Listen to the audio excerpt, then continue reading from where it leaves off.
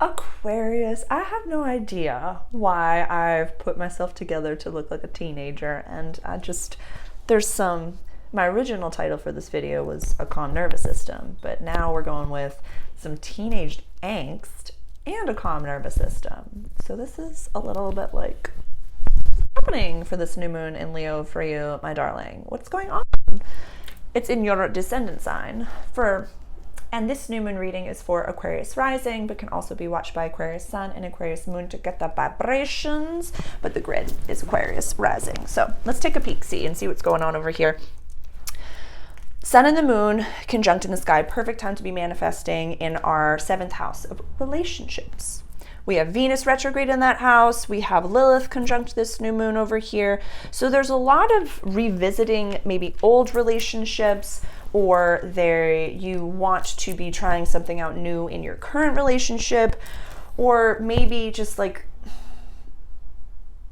you're personally leveling up in a way that's very, very different than the rest of us. And I feel like there's so much known, like deep in your bones, in your being, that the world is changing.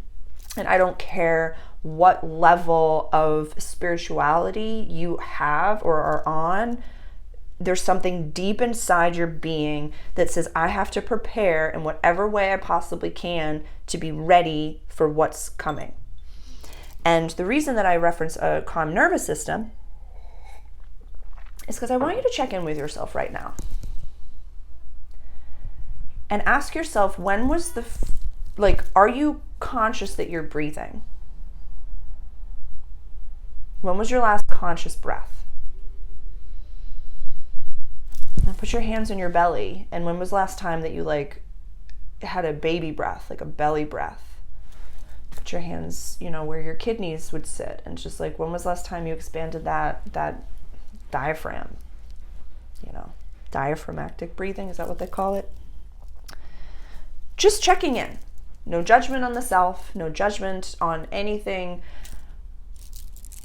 And now, maybe that I've planted this seed in the morning, when you first wake up and you first open your eyes, when do you take your first conscious breath?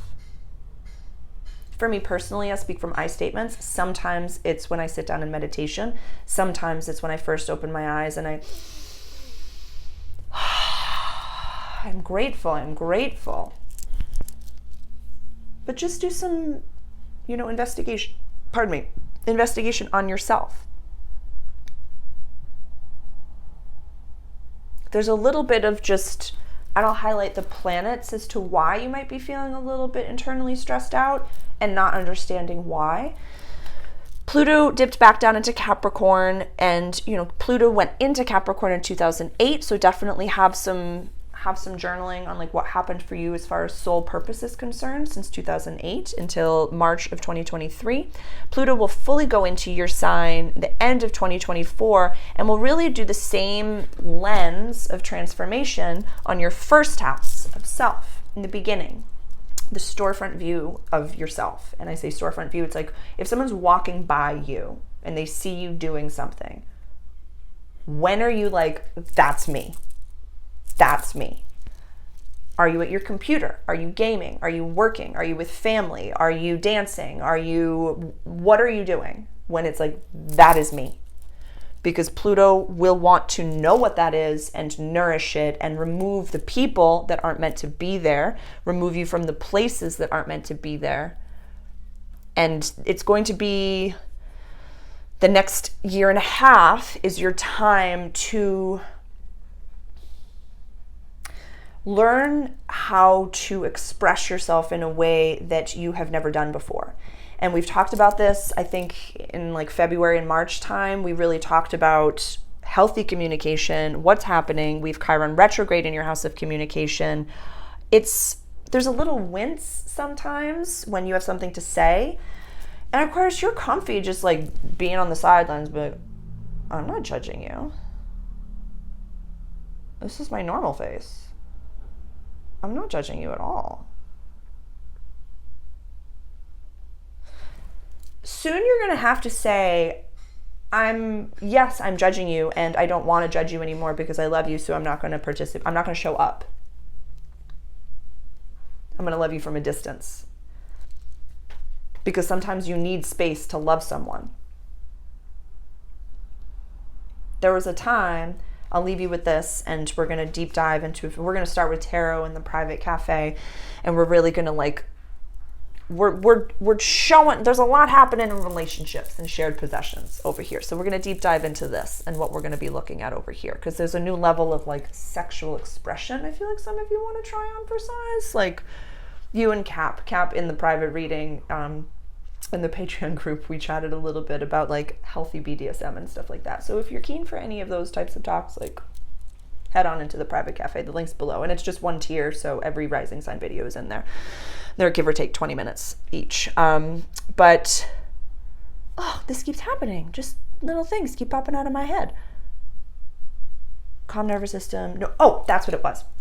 So there was a time that, and these times still happen to this day, where I love my birth family so much.